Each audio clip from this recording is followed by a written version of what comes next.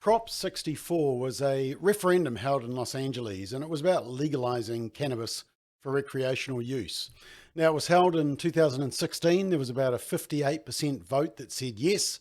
And so on the 1st of January 2018, it was legalized. What was the result? Well, let's find out.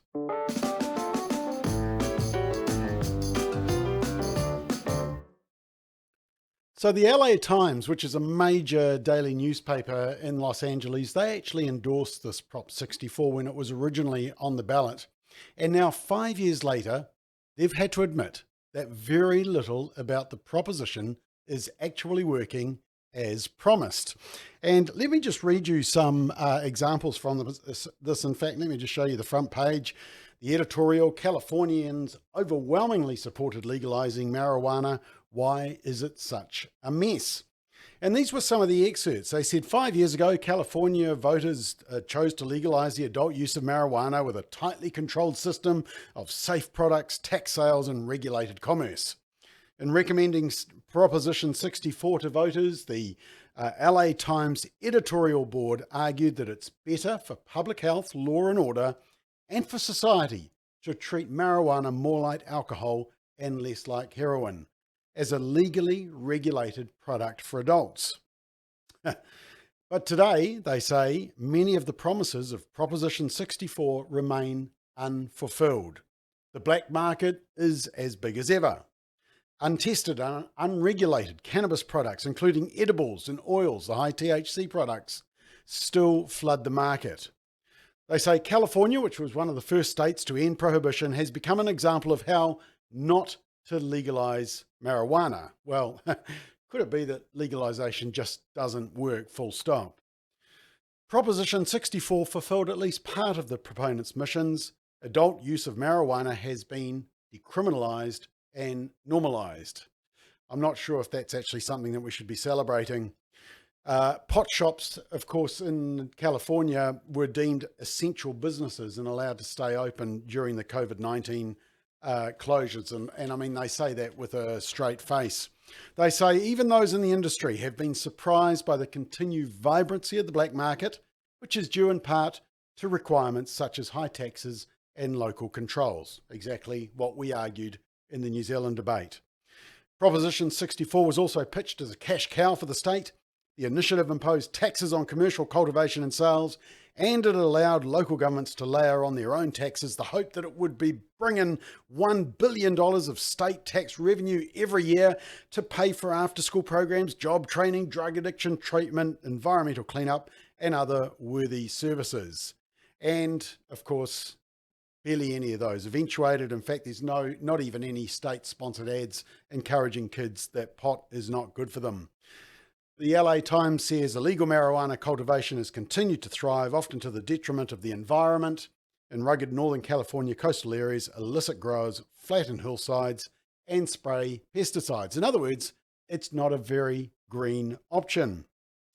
So that was LA Times admitting that, whoops, perhaps they got it wrong. And then in January, the University of Montreal released a study saying that using cannabis can worsen memory, concentration, and decision-making. It was published in the journal Addiction, and it concluded the impairments may be worse in regular and heavy users.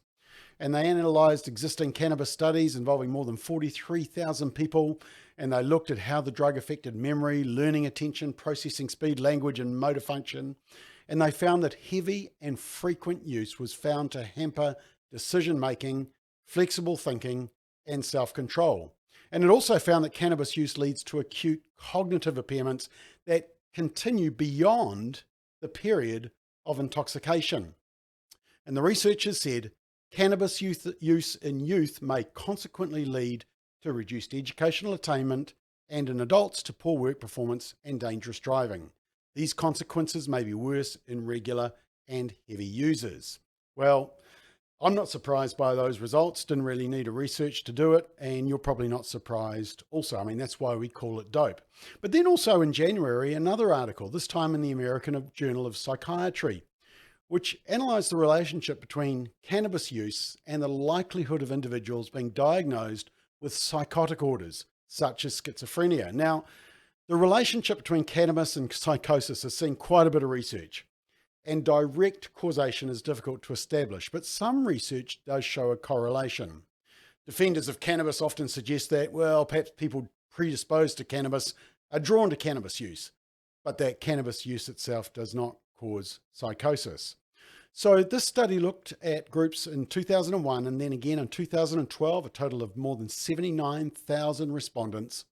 And they say this, and let me just show you the quote so you can see it for yourself. In addition, self-reported psychosis was significantly associated with frequent and near daily cannabis use in the more recent survey, supporting previous findings on a dose-response relationship between cannabis use and psychotic disorders.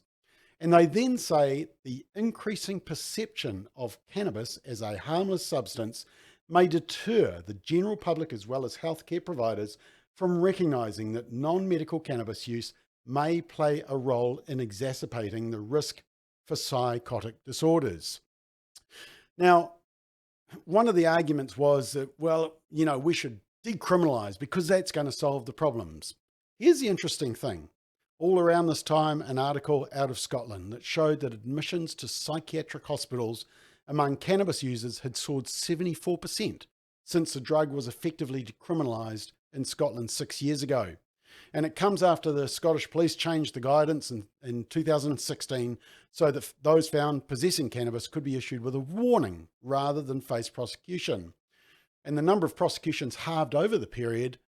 But last year, a record 1,263 new patients in Scotland sought hospital treatment for psychiatric disorders blamed on cannabis, including schizophrenia.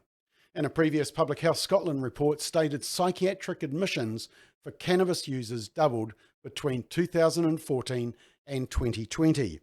And I want to leave you just with a quote from Professor Jonathan Chick of Castlecraig Hospital, which is a private rehabilitation centre in the UK. And he says, "The eye has been taken off the ball with cannabis. We do need to worry about the numbers of young people presenting with psychosis and schizophrenia because of it. We're dealing with both dependence and psychosis. Often, when there has been a second or third psychotic breakdown, there has been hospital or police involvement because of incidents of self-harm or harm to others. These patients have terrifying thoughts. It's a paranoid psychosis where they can't even go into the street without misinterpreting thoroughly innocuous cues as malevolent. It's a horrible experience." He says, in some cases, people can use cannabis for 20 years and get by up till that point, but typically psychosis will occur within the first 3 to 4 years. Sometimes the damage is permanent, in which case the treatment for schizophrenia involves living and working in safer environments and medication.